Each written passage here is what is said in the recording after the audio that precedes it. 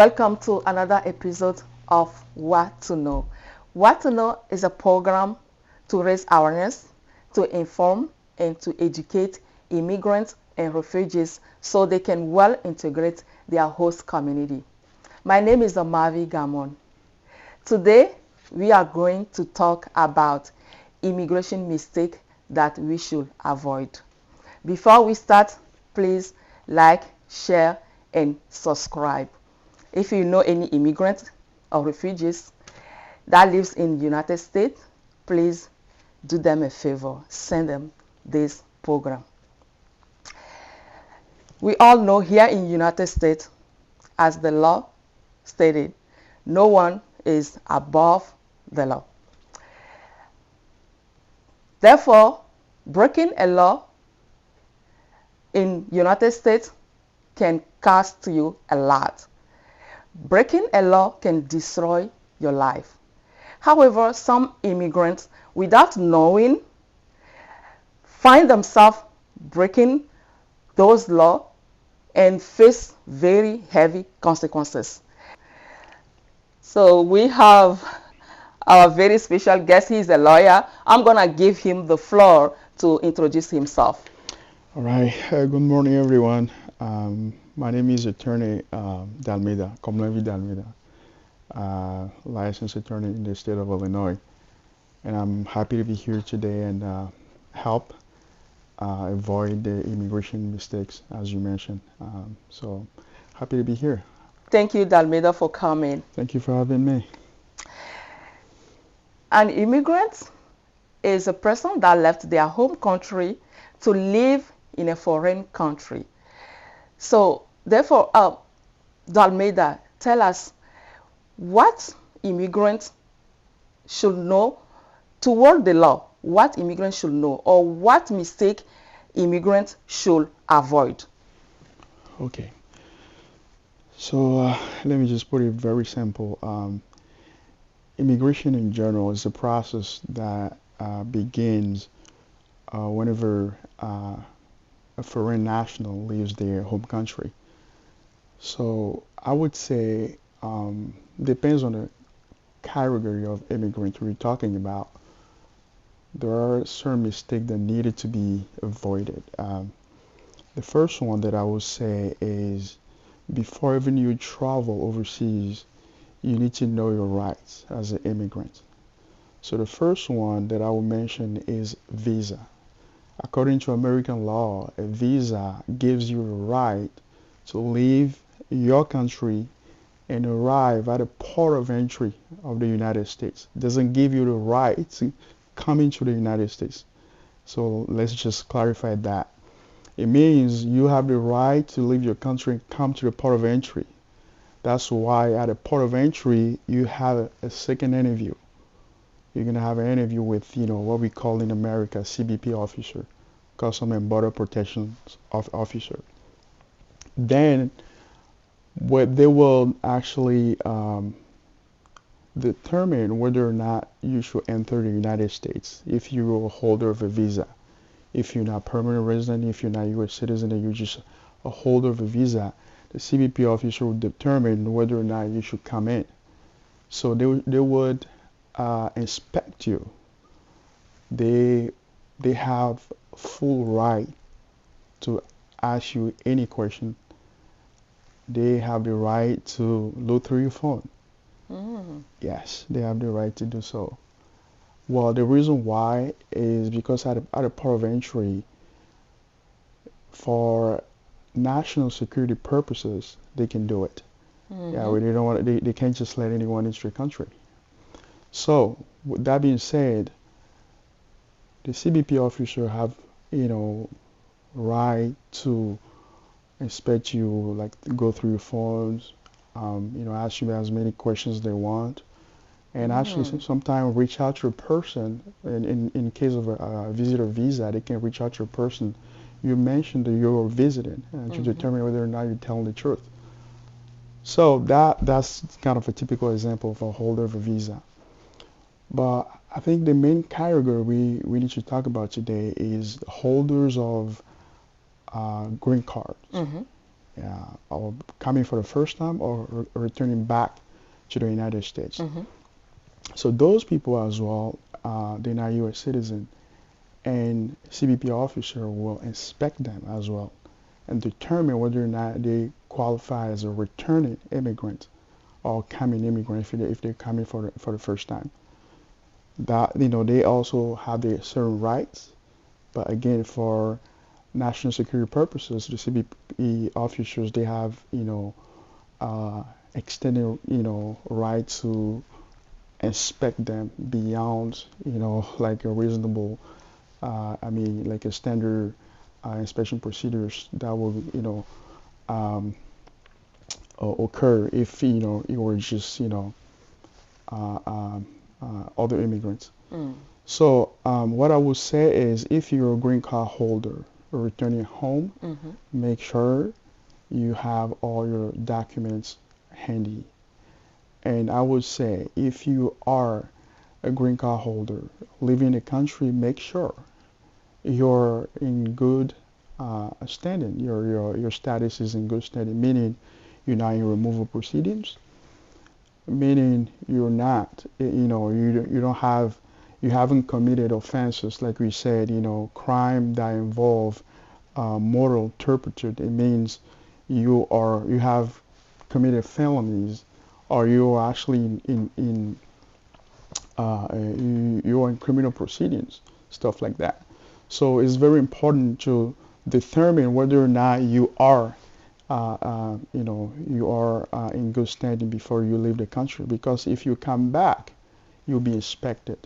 And during that inspection, if they determine, for example, you're in removal proceedings, or you've committed, felony, or somehow you have some serious crimes on your background, they actually can either seize your green card or give you what we call NTA, notice to appear before immigration judge.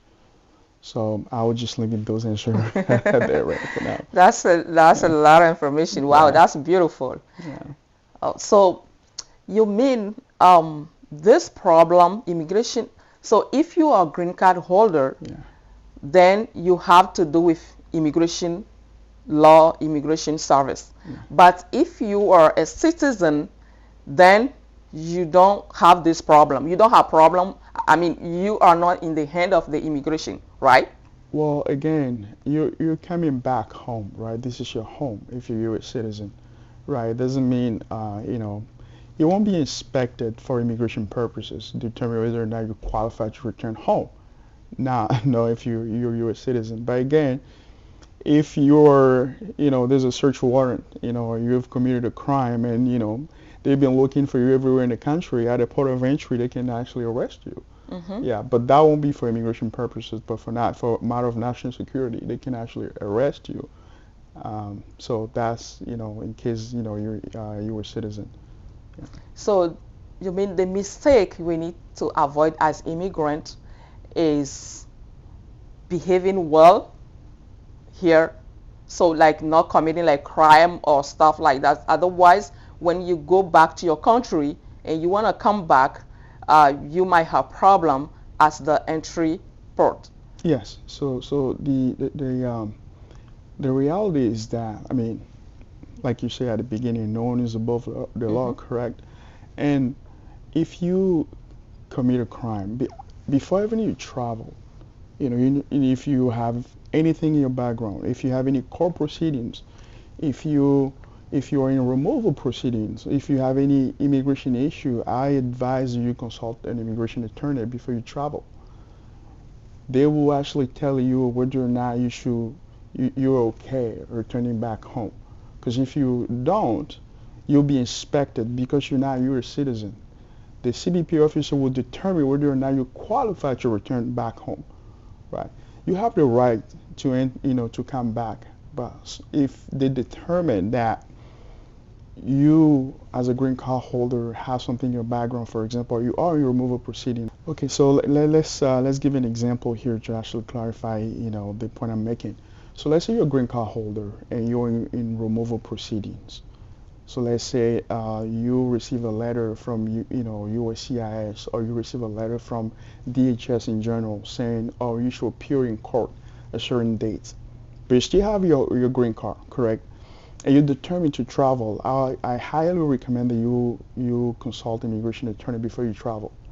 Because if you don't, if you come back and you have the INTA pending, your inspection will be, you have a little trouble with the CBP officer.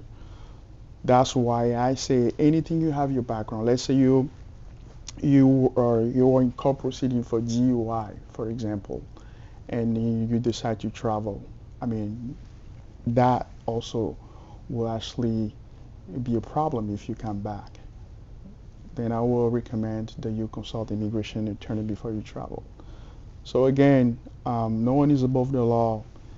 I mean, I understand sometimes, we do diligence, but we still fall in certain traps, and we found ourselves, in court proceedings. But if you are in those situations before you travel as a green card holder or as a reentry permit holder, in those situations, I highly recommend that you consult an immigration lawyer before you travel. Oh, thank you very much. So you mean if someone knows that they have issue with immigration Or the law in general. or the law Yeah. in general, Yeah. before they travel out of the United States, they have to consult Immigration an lawyer. immigration attorney, Yes. a lawyer, before they do anything. Even what about filling out a paper or? So yeah, so talking about immigration mistakes we should avoid, I would, these are the common mistakes we encounter. Usually, people filling out outdated immigration forms, not signing the documents, or not filing the petitions on time. Those kind of immigration mistakes will actually end up, with a rejection letter or denial letter, just saying, you probably didn't submit the right form, or you didn't pay, the correct fees, or the correct amount, indicated for that particular petition. Things like that can actually be corrected. But I'm sure in Moline you have some nonprofits can just, help people through those processes to kind of make sure they avoid those immigration mistakes. Yeah. And I'll leave it as it is for now. Yeah. Thank you. um, we have seen in the community some people, they came to United States, they have a green card and they don't have any problem. Apparently, they don't have any problem with the law or with the immigration service. But when they wanna like bring their children or their spouse, or they apply for citizenship, they got denied. Why? What mistake do you think they made? Okay, so usually is case specific, meaning depends on the type of case we have. But the most common mistakes, usually comes from people who come with a diversity visa program.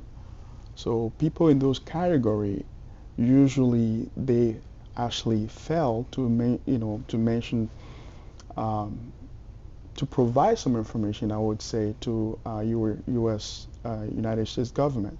For example, playing the lottery, like filling out the form, Mm-hmm. or doing the application online, or playing the lottery online. We would say, for example, a person who's married would actually mention themselves as a single, or they have children, but they will play they will enter those information into a diversity visa program as single with no children. Yeah. So that being said, if you and that's let's just rewind and talk about the process. So first, while entering the information into the diversity visa program, what we usually call lottery visa, and all this information you provide, the government will actually, they have, all these records. If you were selected, right? There's the one last step, which is the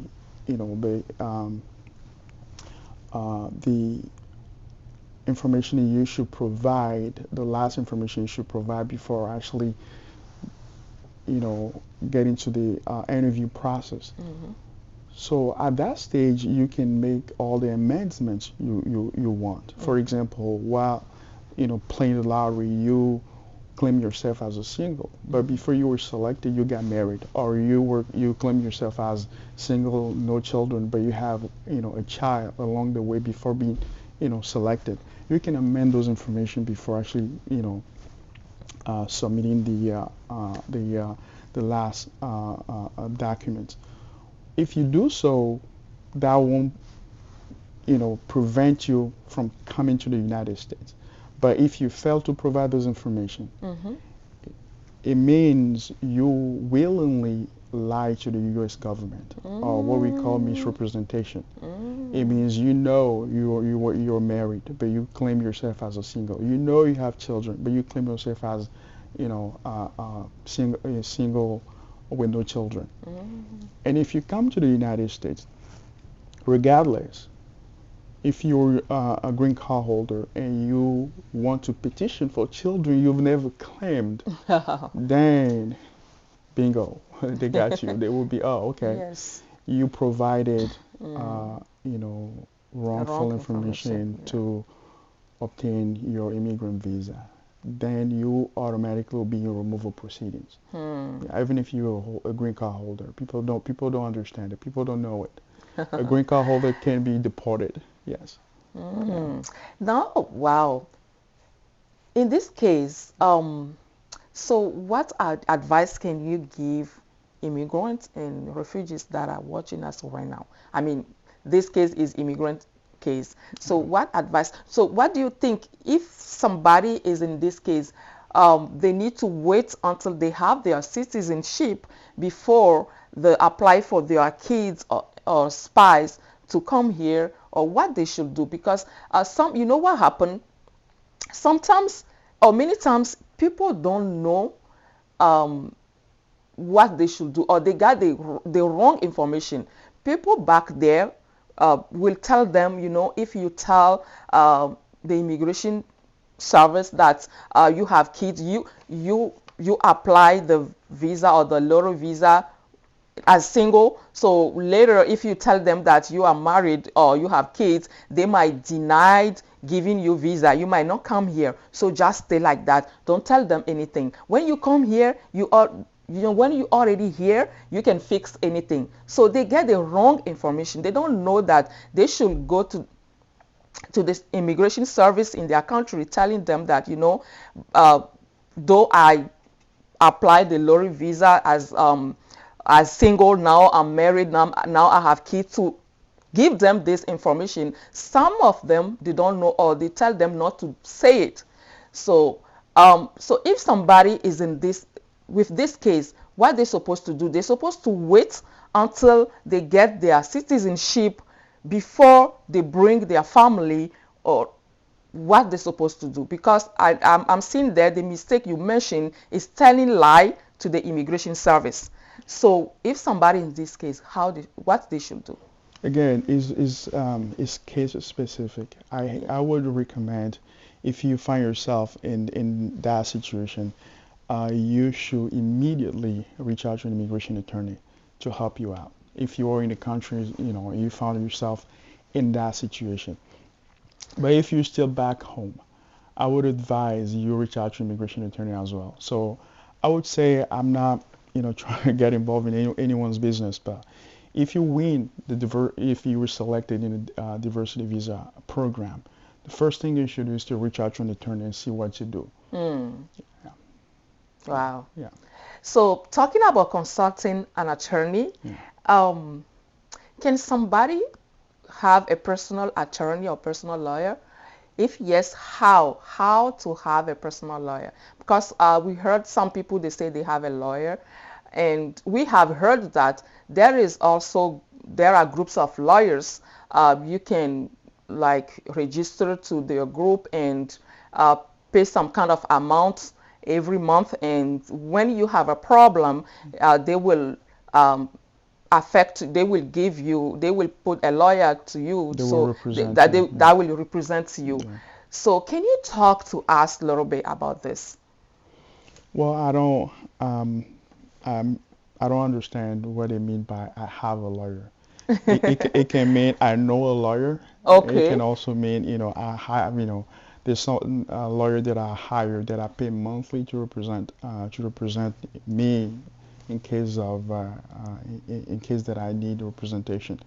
So you can you know you can hire an attorney if you just have the means. You can hire an attorney. But in our community, I know it's kind of money issue. We have nonprofit in Illinois. I don't know about other states, but I know they might have similar nonprofits. We have nonprofits in Illinois, and if you want to be represented, there's a nominal fee you can pay on a monthly basis, and they will represent you for any legal matter, either criminal matter, immigration matter, family law matters, any kind of matter. So I highly recommend for people who can afford a private attorney to reach out to those nonprofit and to make sure they actually pay those monthly fee, and they know in case they have some legal issues, they can easily reach out to those nonprofits.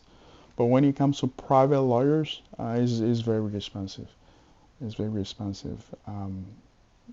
Depends on the area of practice. Um, Fees or immigration are very reasonable, but in criminal matters, is actually much higher. So it depends on the legal issue, and depends on how much the person can afford. Of course, you can have an attorney, but it just depends on which one. Hmm. Yeah. Thank you. Um, Talking about consequences that immigrants can face when breaking immigration law, can you tell us some of them, some of the consequences they can face, so they they can know the what the risk they're taking, not telling the truth to the immigration service? Okay. Because mistake you mentioned, telling the lie, and you mentioned committing a crime, and you mentioned what else? Not filling out paperwork very well. Yeah. And this one, we think sometimes um, it can be corrected Yeah. if Correct. it's, yeah. Yeah. And what else was? I think those are the mistake, right? And then telling the lie, it's you say there are many cases, you Many know. cases. Yes. So some, they are married, they say they are not married. Some they have kids, they say they don't have kids. Um, so many different cases. But what consequences they can face breaking these immigration laws? Okay. So before I give you an answer to that, I would I want to clarify something. So I think we come from a very different background, and we don't understand um, how we can impeach ourselves. What I mean by that is, in the process of coming to America, we usually fill out forms, provide information, we sign documents, but we usually don't pay attention. Usually, there's a paragraph at the bottom of it. I would just, put it like that. I swear under the, penalty of perjury that all the information provided are truthful.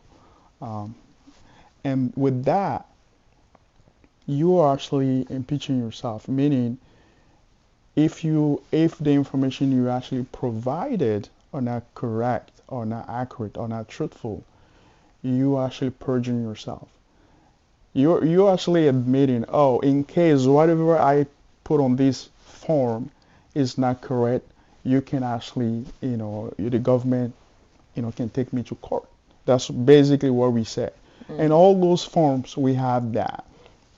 So that's why if you don't provide the accurate information willingly or by mistake or by accident, the U.S. government has the authority to bring you to court. So that being said, we need actually to be careful about the information we provide. So to answer your question, the consequences of lying to immigration or providing inaccurate information is basically you're going to be dragged into court by the U.S. government. So like I said, it's case specific, but again, if you're a green card holder, you're going to be in removal proceedings. If you are a holder of a visa, you can be denied entry to the country. If you are filling out, a petition, or you petition for someone and you provide um, uh, incorrect or wrong information, they can deny your case. But before you do anything, I will recommend that you reach out to an immigration attorney. If you understand the process very well, if you've done it before, yeah, go ahead, do it. But if you don't understand the process, if you don't know what to do, I highly recommend you reach out to an attorney. That will help you out. Other than that, your case will be either denied, you will be in removal proceedings, or you can be denied entry. And one thing that I will mention also is any information you provide to U.S. government, either at a consulate, at an embassy, or here in the United States, you need to have a record of that. Document everything. If you've provided information to U.S. government 20 years ago, if you don't have that record, it can come back and haunt you. Mm-hmm. If you cannot remember the information you provided, mm-hmm. then you'll be in trouble. So any information, unless you are a citizen, even if you're a citizen, per se, even if you're a citizen, but sometime along the way, you provide information about how many children you have, or they ask you to, in the naturalization process, you should provide your children's information, and you never provided information of one child. Now you decide to bring that child over. Unless you consult an attorney, you'll be in trouble also. Wow. Yeah. Thank you. No problem. And sometimes they are taken to the jail too, prison. Oh yeah. And deported. If you commit a crime, yeah. So if you commit a crime, serious crime, in Illinois, Class X felony, for example, these are deportable offenses. So it means if you are taken to court, you're in jail for some years, and you're released, DHS or U.S. government can actually request the judge to deport you. It means you're going to be automatically placed in a removal proceeding. No one wants to, a criminal in the country, correct? Mm-hmm. So if you, for example, you committed, a murder in the United States, for example, and you were put in prison for, let's say, 10, 20 years. For sure, if you're released, you'll be deported. Mm-hmm. Yeah, they don't want as you. An immigrant. Yeah, you'll be deported. But I mean, if you're immigrant means you're a green card holder. Mm-hmm. If you're a citizen, mm-hmm. This is your country. That's your country. They can deport you. But if you're a green card holder, yes, they can. These are deportable offenses, and you can be deported. Mm. Wow. So the mistake, I think do you think it's only the crime? Because we have heard that there is an immigrant, they rape a minor, girl, and they got deported or something like that. So yeah, these are crimes. I think if it's a crime, it's a crime. As immigrants, when we talk about crime, some people they think that it's just killing somebody. No, not just. But crime means a lot. Yeah. So we need to understand that. So that's why you said if we have a problem with the immigration service, we need to consult a lawyer, because when we talk about crime, some people they don't really understand what it means. It means like just killing somebody, but as I said right now, raping a minor is a crime too. It is a crime. Yeah. So we will probably have right. Another show on crimes or criminal matters. Yeah. But what I can say to wrap it up is, if you have anything in your background, if you somehow you were involved in some kind of court proceedings, before you do anything with immigration, I will recommend you to consult a lawyer. Yeah. And the reason why is, we have something in immigration we call crime that involve moral turpitude, CIMT we call it. If you have that, immigration, USCIS can deny your application either for naturalization, or any immigration relief you seek will be impacted by that crime you've committed. Thank you. My last question for you. Okay. We know that lately many people are entering United States through the border. Yeah. So what advice can you tell any undocumented person in United States right now? Well, so there are two kinds of immigrants. So the first, are those who come with a visa, and if they overstay their visa, they automatically, become illegal immigrants. And we have those come through the border as well. So those who come with a visa, I highly recommend, unless you're trying to seek asylum, you should not overstay your visa. But if you decide, for some reason, you decide to file for asylum, that the first thing to do is to reach out to an immigration attorney as soon as possible, because you have a year deadline to file for asylum if you hold a visa. And the second category is those who come in through the border. Those who come through the border is kind of a different category of illegal immigrant, because they usually are detained at the port of entry. They are detained at the border and released with what we call NTA, notice to appear before immigration judge. So with that, they're already in immigration proceedings. So for those as well, I highly recommend that they reach out to an immigration attorney, because they're already in immigration court. They need representation. So reach out to an attorney. Don't try to do anything by yourself. I understand most of them right now. This kind of something we are noticing. They come and they are more preoccupied with getting the working permit. I understand, they just got here, they have family back home, they need to work to have a place to stay and all that. But the truth of the matter is, they should not rush through the immigration proceedings. I've seen clients, they submitted some, anything, just write something on a piece of paper, send it to immigration, just make sure they have their working permit. It will come back and haunt you if you rush through the process. Don't do anything if you don't consult a lawyer. And also for those coming through the border, I think there's a crisis. That's a crisis. Yeah. It's a crisis we have now in Chicago, especially in Chicago and everywhere in the country. We have so many of our nationals who are actually living in shelters. So some of them don't actually, find shelters. So I'm not part of any association myself, but I will recommend, if you are part of those nonprofit, from those organizations from our countries, for example, the Togolese Association, reach out to those people, reach out to the government and see if we still have some nationals we can actually go and get and help. I don't know how you're gonna do it. I know it's hard to actually provide shelter here, but again, it's hard to, sometimes you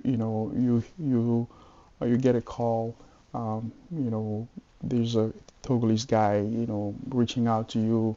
He just got here, has no mean, has no shelter, has nothing, and it's just hard to just hang up on those people. But again, resources are very limited. That's why we're calling out to you guys who are involved in those organizations to help. Yeah. Yes. Yeah. Yes. And we do. We Okay, do. I really appreciate that. We do. We do accommodate them with families. Awesome. Yeah. So they can well integrate the community. Yeah. Thank you. Thank Thank you. you. I would say thank you for your services. So what's the last advice you can give someone watching us right now? Well, I would say um, if you are immigrant, unless you're a U.S. citizen, if you're a U.S. citizen, petition for your spouse and children, reach out to an immigration attorney if you can. If you don't understand the process, if there's some issue that needs to be clarified, if um, there's some question you need answers to before you do anything, I would recommend that you reach out to an immigration attorney. Um, yeah, there are many immigration attorneys in a country, so reach out to an immigration attorney. If you have any other legal issues, please don't do anything. Don't. You can represent yourself. You can go pro se, we say, but it's highly recommended that you reach out to an attorney, because if you spend a couple dollars, couple $100 consulting an attorney, that will actually prevent you for making mistakes we're talking about today. That will prevent you from, getting in trouble and later on spend much more money to get yourself out of trouble. So I highly recommend that you reach out to us, not just not just me in person.